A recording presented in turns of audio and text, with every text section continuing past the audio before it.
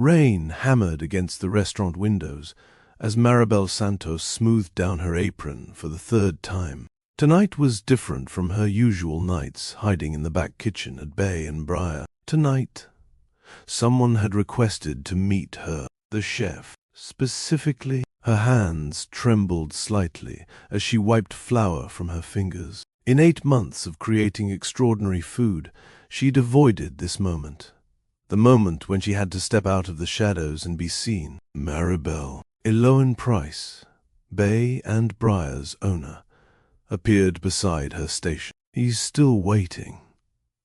And he's not leaving until you come out. Who is he? Maribel's voice came out quieter than she intended. Dorian Vale, the hotel developer.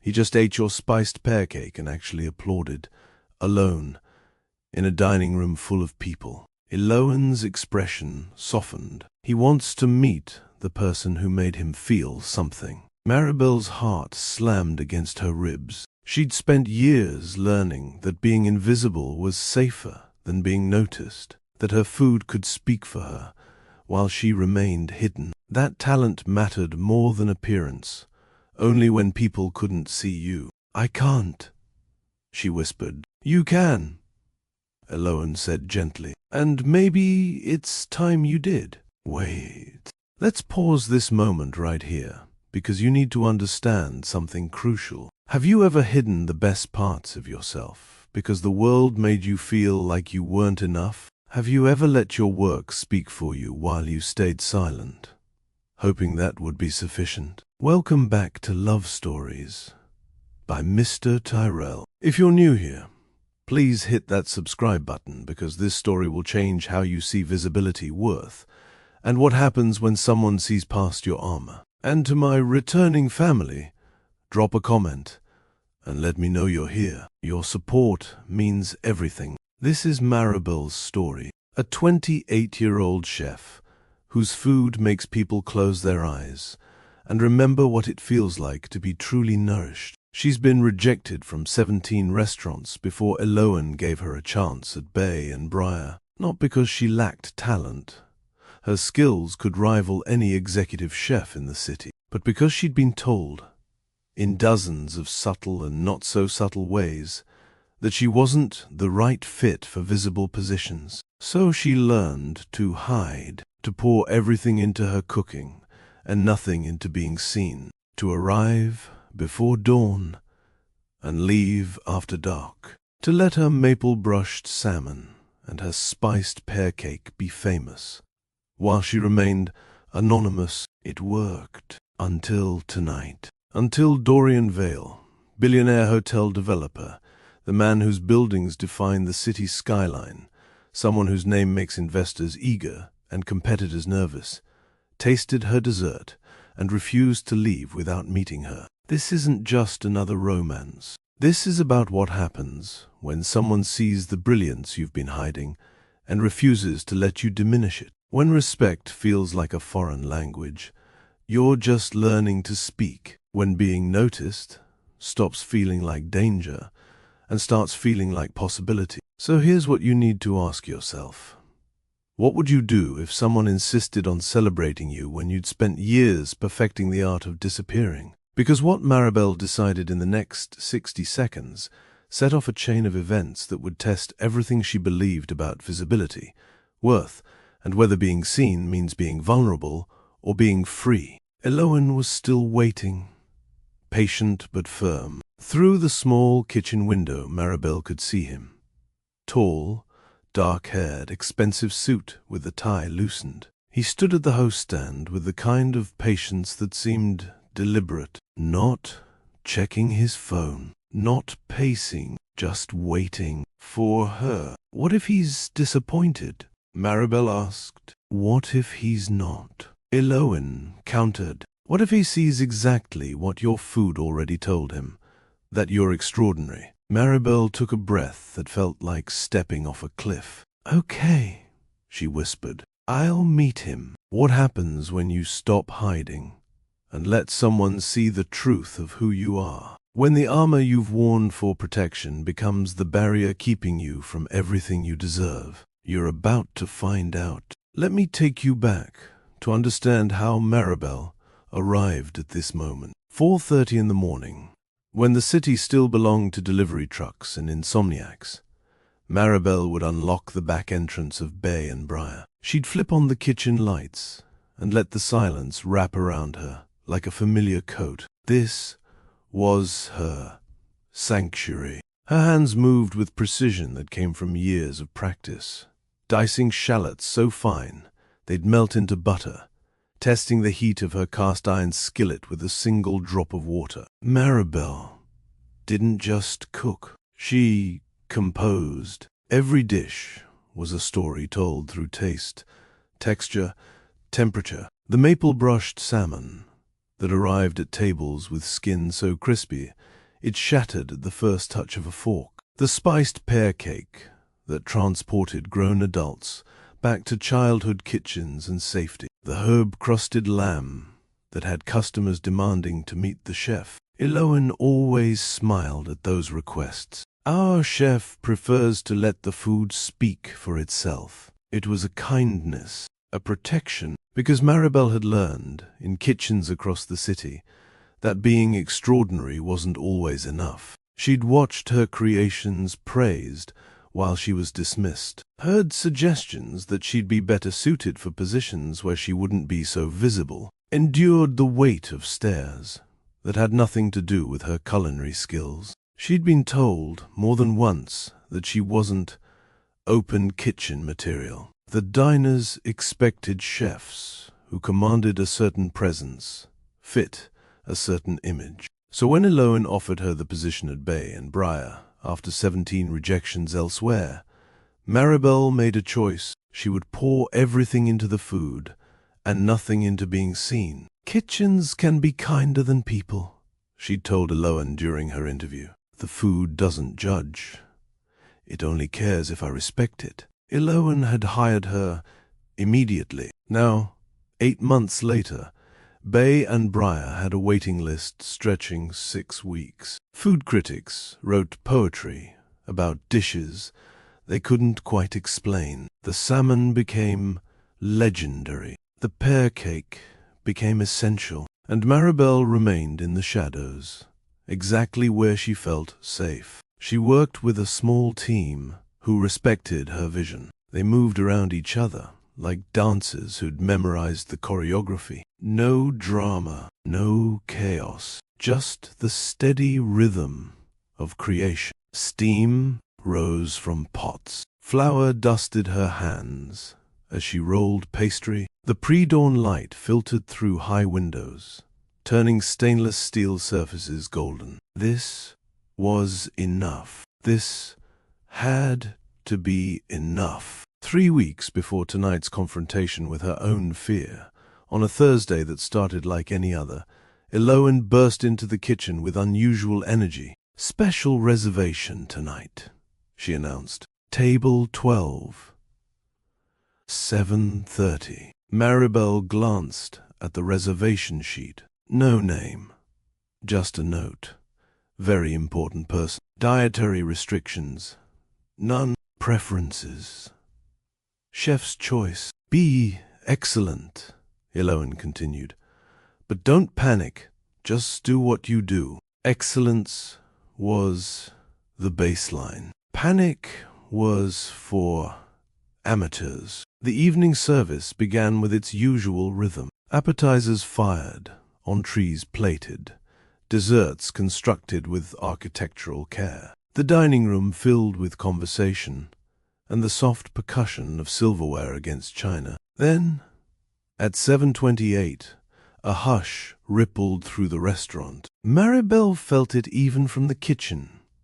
That particular quality of silence that meant someone important had arrived. She'd felt it before when journalists came, when local celebrities booked tables, but this was different. This silence had weight. Casey, one of the servers, rushed into the kitchen breathless. Dorian Vale just sat down at 12. The name meant nothing to Maribel. The developer, Casey clarified, reading her blank expression. Half the new buildings downtown are his.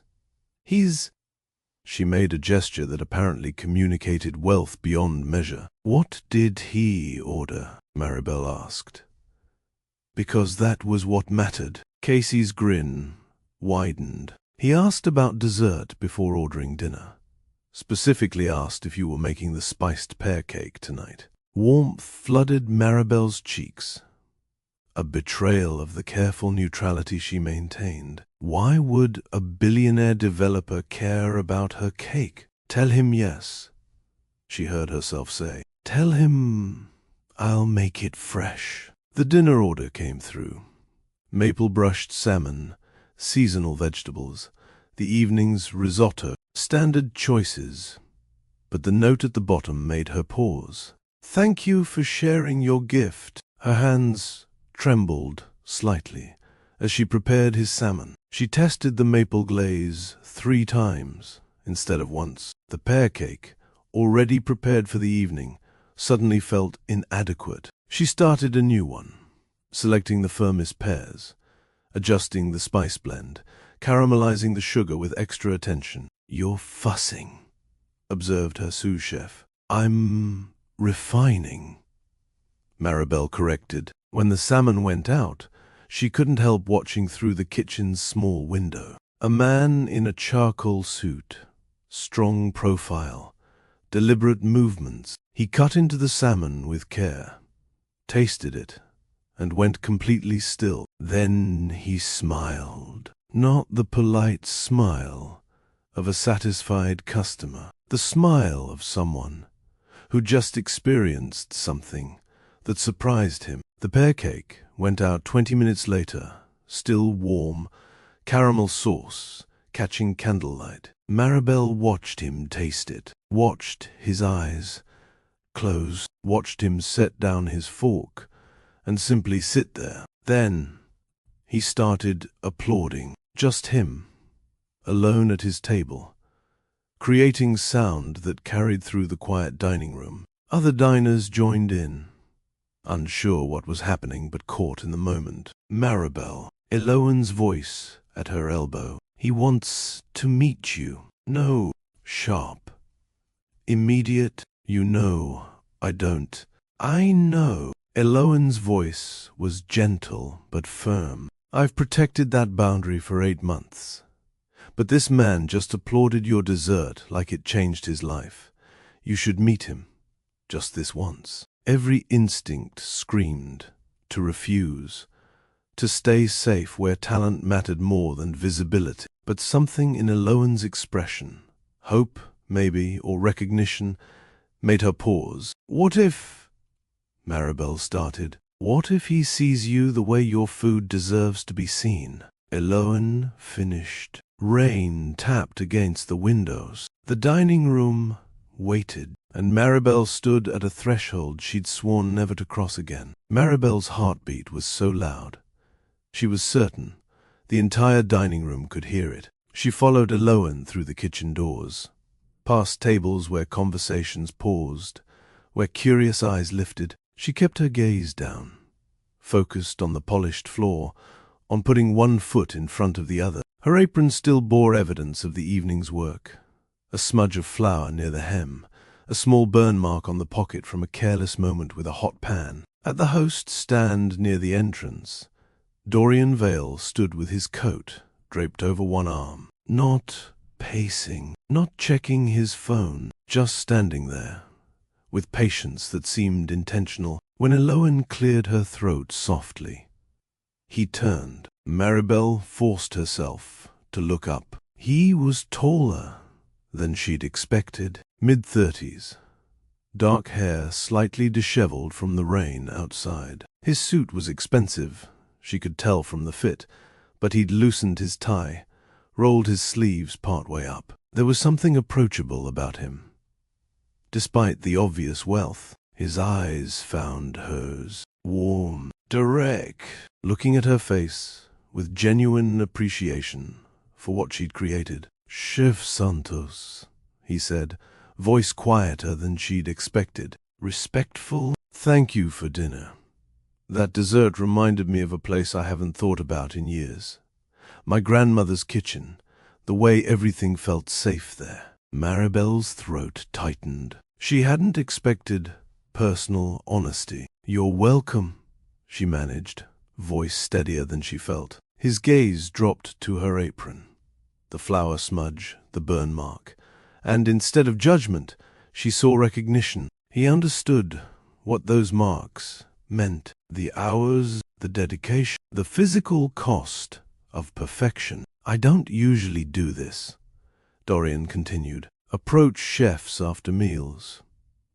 But I have a proposition, and Eloan mentioned you might be open to hearing it." Maribel shot Eloan a quick glance. Her boss smiled innocently. "I'm opening a flagship restaurant at the Vale Maritime Hotel," Dorian said. "Waterfront property, complete renovation, opening in 4 months.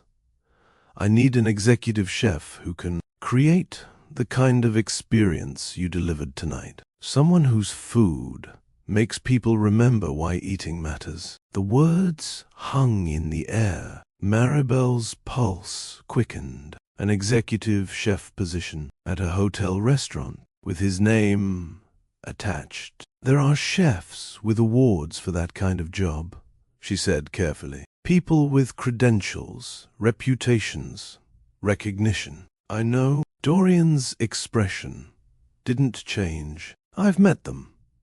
Eaten at their restaurants, read their reviews, sat through pitches about vision and brand strategy." He paused. "They're impressive, talented, professional. But—" the word escaped before she could stop it. "But your food had feeling," Dorian said simply. "Not just technique, not just innovation. There was something in that salmon, in that cake, that felt like you were sharing a piece of yourself. That's what I want. Not someone performing excellence, someone living it." That word, feeling, made her look away. He was right. She did put pieces of herself into every dish. "Why me?" The question came out quieter than intended. "You don't know if I can handle a hotel restaurant, media attention, pressure." Dorian was quiet for a moment. When he spoke, his voice carried weight that made her look back at him. "Because you're hiding," he said. "And people who hide often have the most to say. I don't want a chef chasing fame. I want someone chasing perfection because it matters to them." The observation landed like a physical touch. He'd seen through her carefully constructed walls in the span of one meal. Eloan stepped forward, hand resting briefly on Maribel's shoulder. "Maribel's a genius," she said to Dorian, voice firm. "But she's also been overlooked, passed over. If you can offer her respect, not just a job, you'll get her best work. If you're offering anything less, we're done here." Dorian met Eloan's gaze steadily. "That's exactly what I'm offering. Respect, autonomy, a kitchen designed to your specifications, Maribel. Full creative control over the menu, your name on every dish. You won't be hiding anymore, but you won't be performing either. You'll be creating." He pulled a business card from his pocket, held it out. "Think about it. Take your time. The offer stands until you tell me no." Maribel took the card. Her fingers brushed his briefly. Warm, solid, real. "I'll think about it," she whispered. Dorian smiled, and it transformed his entire face. "That's all I'm asking." Later that night, in her small apartment above a bodega 3 blocks from the harbor, Maribel couldn't sleep. Rain tapped against her windows. She lay in bed, staring at the ceiling. Dorian's offer echoing through her mind. An executive chef position. Her name on the menu. Creative control. The dream she'd given up on after the 5th rejection. The 10th dismissive comment. But with the dream came fear. An open kitchen meant visibility. Bright lights. Customers watching. Critics analyzing not just her dishes, but her presence, her worthiness to stand in that space. She rolled over, tried to silence the voice, saying she wasn't strong enough. But then, She remembered the way Dorian had looked at her, not through her, not past her, at her. The way he'd said, feeling, like it was the most important ingredient. At 2 in the morning, she picked up her phone and typed, "Mr. Vale, I accept your offer. When do we start? Maribel Santos." She hit send before fear could change her mind. Outside, the rain continued. Inside, something had shifted. A door had opened that she couldn't close again. The Friday night service, before the official grand opening, was controlled chaos. Every table filled, every dish executed with precision that made Maribel's hands ache and her heart soar. The kitchen moved like a single organism. Calls and responses, plates sliding across the pass, the symphony of controlled fire and sharp knives and perfect timing. When the last dessert went out at 11:15, the dining room erupted in applause. Real applause that carried through the kitchen window and made her entire team look up, stunned and proud. Maribel should have felt triumphant. Instead, she slipped out the back entrance to the hotel's terrace overlooking the harbor. She needed air, space, a moment where she didn't have to be exceptional. The terrace was empty, lit only by city lights reflecting off black water. The wind off the harbor carried salt and cold, cutting through her chef's coat. Maribel leaned against the railing, closed her eyes, and just breathed. "You'll freeze out here." She turned to find Dorian standing in the doorway, his suit jacket already off, draped over his arm. He crossed the terrace and offered the jacket without a word. "I'm fine," Maribel said automatically. "I know," Dorian replied, "but you don't have to prove it every second." Something about that, the permission to not be strong, cracked something inside her chest. She took the jacket. It was warm from his body, smelled faintly of cedar. She pulled it around her shoulders and felt her muscles unclench. Dorian leaned against the railing beside her, looking out at dark water. "That was extraordinary in there. You know that, right?" "It was one service." "It was proof," he corrected gently, "that you belong exactly where you are." Maribel turned to look at him. His profile was sharp against the city lights, but there was something tired in the way he held himself. "You make it sound easy," she said quietly, "like believing in yourself is just a decision you make." Dorian was silent for a moment. When he spoke, his voice carried weight she hadn't heard before. "It's not. People think money means you're never afraid, but fear just changes shape." Maribel waited. "What are you afraid of?" she asked. He turned to face her fully. In the dim light, she saw something vulnerable in his expression. "That I'll build impressive things and still have no one to share them with," he said. "That I'll spend my whole life constructing hotels and restaurants and buildings, and at the end, I'll just be alone in something beautiful I created." The honesty landed between them like a confession. Something in Maribel softened. She shifted closer, her shoulder nearly brushing his. "I know what it's like to be surrounded by people and still feel unseen." Dorian looked at her then, really looked at her, memorizing the truth of her face without editing, without expectation. "You're seen,"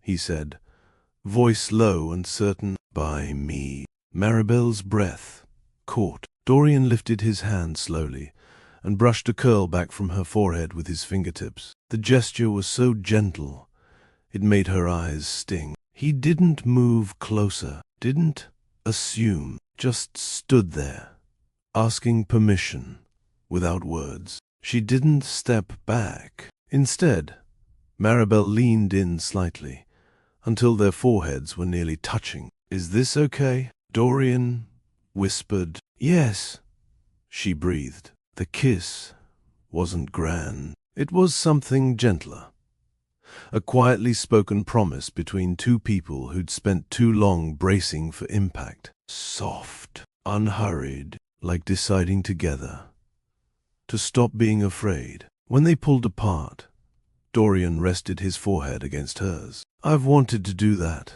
since the night you agreed to take this job," he admitted. Maribel's laugh was soft, surprised. "That's a long time to wait. You were worth waiting for." After that, nothing became magically easy. 3 days later, a tabloid blogger posted a photo. Maribel leaving the hotel late at night, flour still dusting her sleeve. Dorian, holding the door, his hand hovering near the small of her back. The article made it sound like she was a lucky accident, like Dorian had noticed her for reasons that had nothing to do with her talent. Vale's new hire, Billionaire developer's latest romantic investment. Maribel saw it on her phone during morning prep. The old urge rose immediately.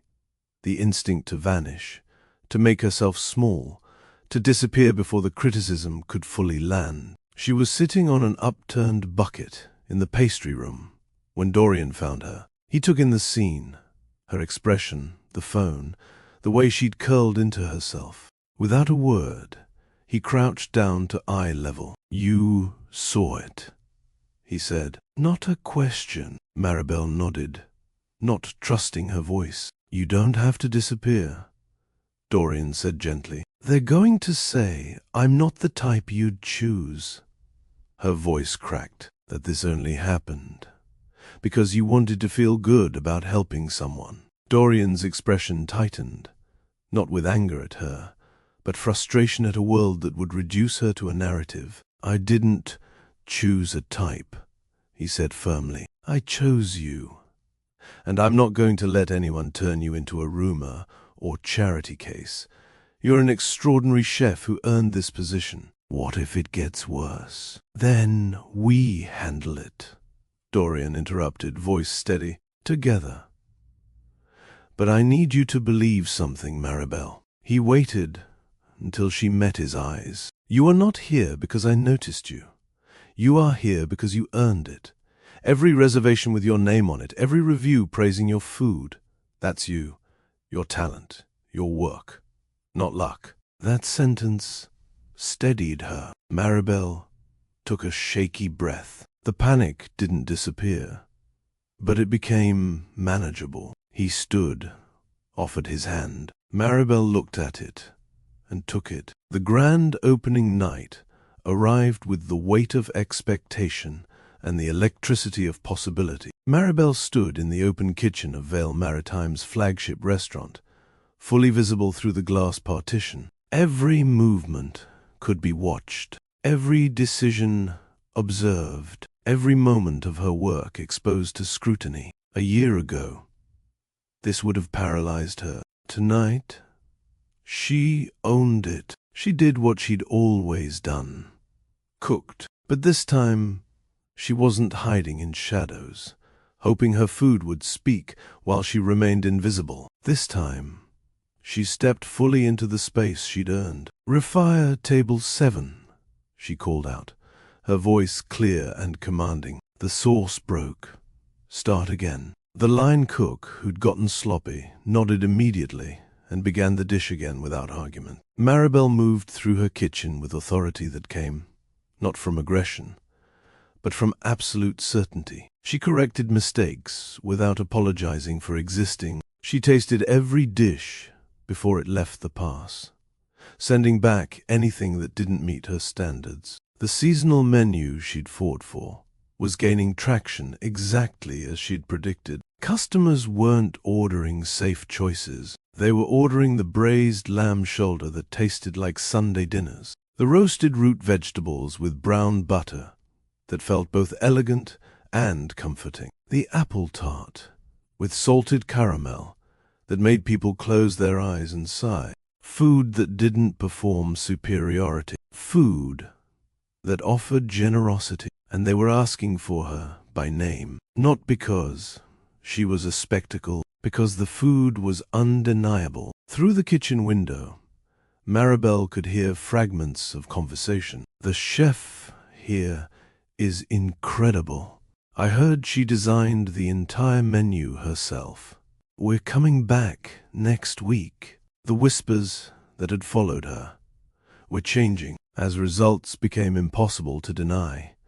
Even skeptics had to acknowledge what was right in front of them. Sloane appeared at the kitchen entrance midway through service. "The food critics from the Times just ordered the tasting menu," she said. "They specifically requested Chef Santos's recommendations." It wasn't quite an apology for months of microaggressions, but the grudging respect in Sloane's voice was acknowledgement enough. "Tell them I'll take care of them," Maribel said simply. Service that night was flawless. Seared scallops arrived with caramelization that crackled under the fork. Duck breast glistened with reduction that caught candlelight. Steam rose from bowls of seafood stew, carrying the scent of saffron and ocean. Maribel's hands moved with precision, plating each dish like art. But there was something different now.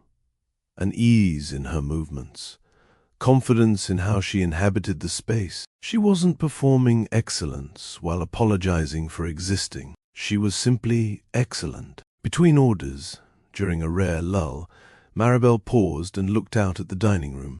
Every table filled, conversations animated, the low lighting and exposed brick creating exactly the atmosphere Dorian had envisioned, and she realized something that made her chest tighten. The old rules didn't apply anymore. The rules that said she had to stay small, to stay safe. That said visibility meant vulnerability, and vulnerability meant pain. Those rules had been written by fear, and she was done letting fear write her story. After the last customer left and her kitchen team had cleaned and prepped for the next day, Maribel expected to collapse in the office with tea and review the night's performance. Instead, she found Dorian waiting in the dining room. He'd set up a small table in the quiet corner near the windows overlooking the harbor. Candlelight reflected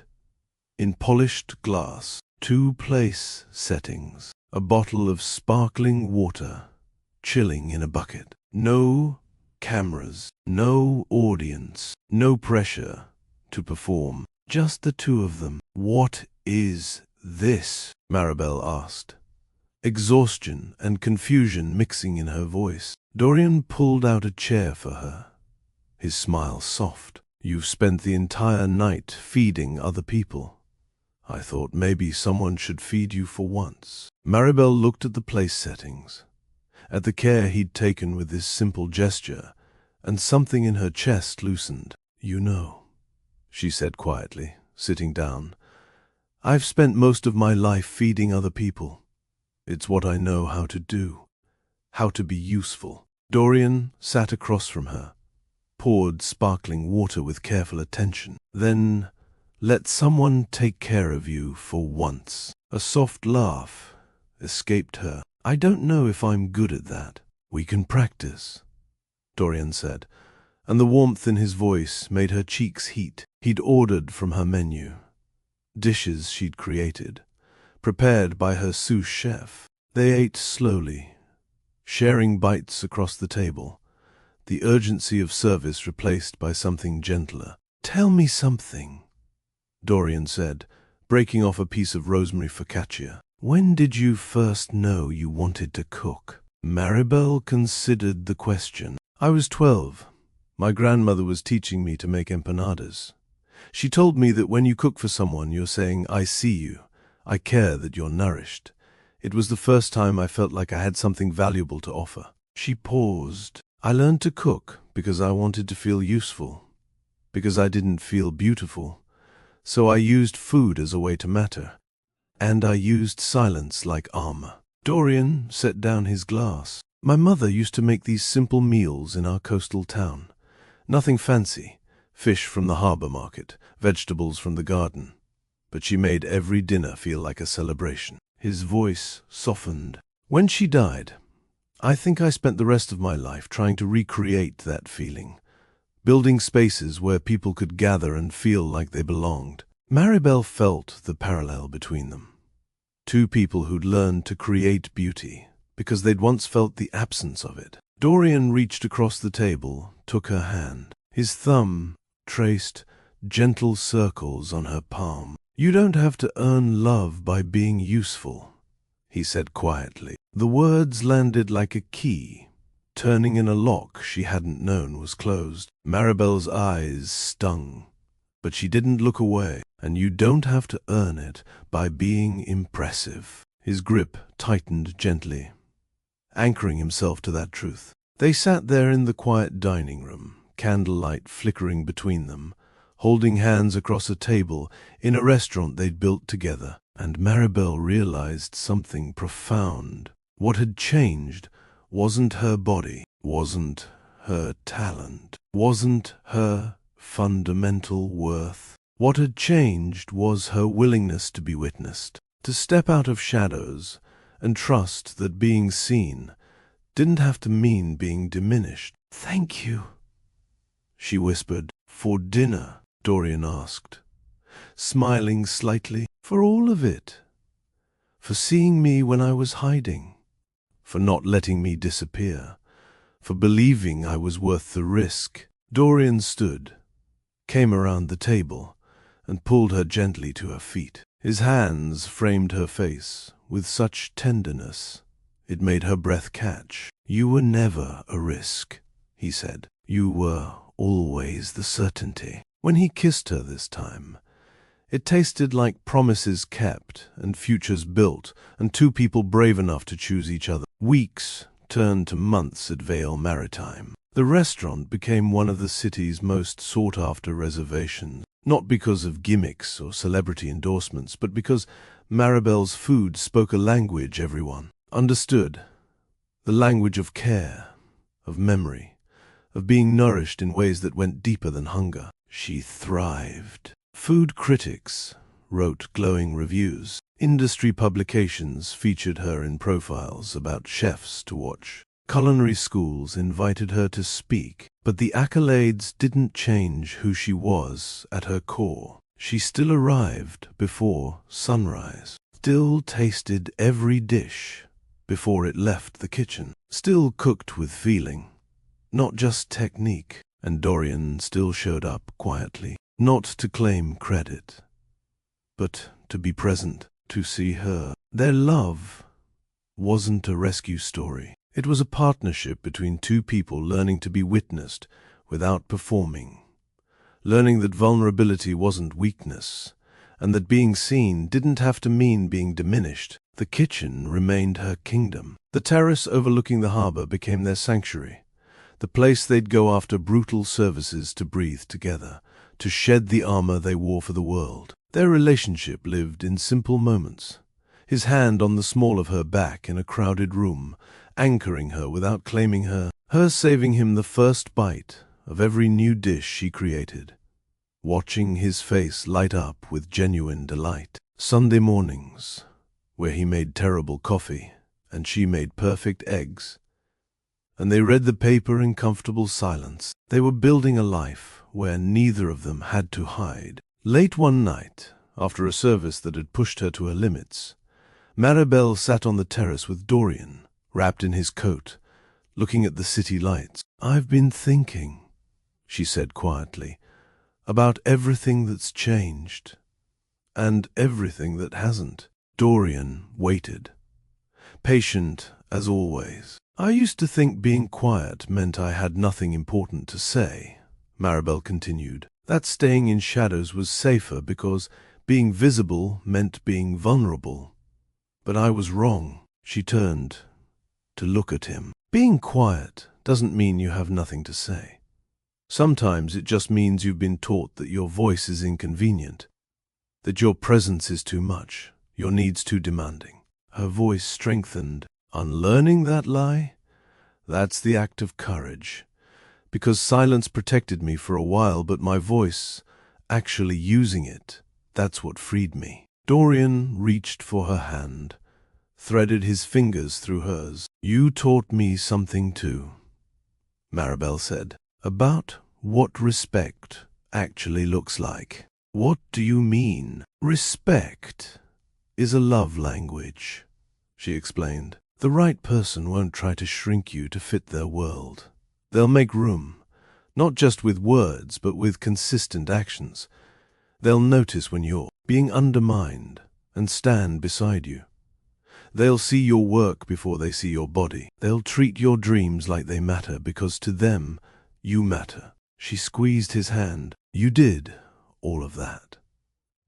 Before you ever kissed me, you showed me what it looks like when someone respects you as a complete person. You deserved nothing less," Dorian said, simply. "I know that now," Maribel replied, "but I didn't always." She leaned her head against his shoulder. "I also learned that you can be desired without being turned into a spectacle.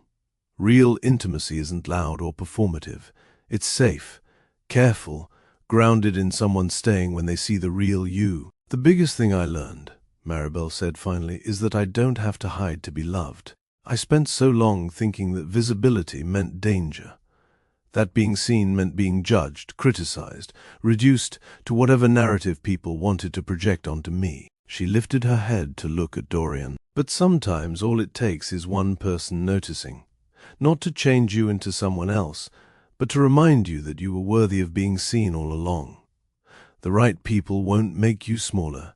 They'll give you room to grow, to speak, to take up the space you deserve." So here's what I want you to understand about Maribel and Dorian's story. The moral wasn't a billionaire saved her. Dorian didn't rescue Maribel from herself. He simply noticed what others overlooked and treated it with care. Maribel still did the hard part, showing up, speaking up, staying present, even when every instinct begged her to vanish. She chose courage over comfort, growth over safety, visibility over hiding, and that's the kind of transformation that actually lasts. If this story reminded you that you're worthy of being seen exactly as you are, do me a favor right now. Hit that subscribe button and turn on notifications so you never miss a story that speaks to your soul. These stories matter because they remind us that love isn't about performing perfection. It's about finding someone who sees your truth and celebrates it. Drop a comment and tell me, what's one thing you've been hiding that deserves to be celebrated? What part of yourself have you been dimming? Because the world made you feel like you were too much. Let's build a community where we lift each other up. I read every single comment, and your stories inspire the content I create. Share this video with someone who needs to hear that their voice matters, that their presence is a gift, not a burden. Someone who's been making themselves smaller to fit into spaces that were never built for them. And while you're here, hit that like button if you believe in love that makes room instead of demanding you shrink. Thank you for being here.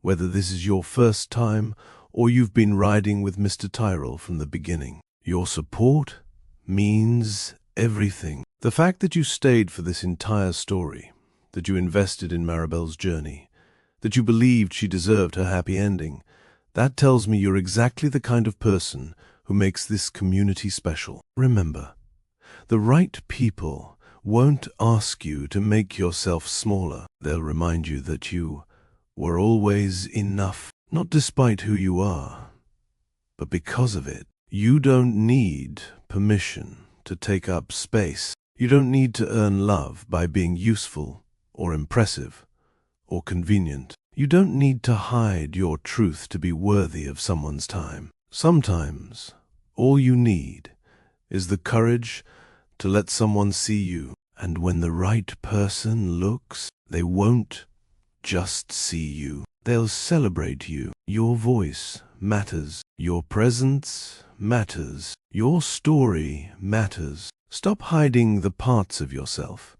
that the world told you were too much. Because to the right people, those parts aren't too much. They're exactly enough. Until next time, keep loving, keep growing, and keep showing up as your full, beautiful self. This is Mr. Tyrell, reminding you that your worth isn't determined by who notices you. It's determined by whether you're brave enough to notice yourself. Peace and blessings, family.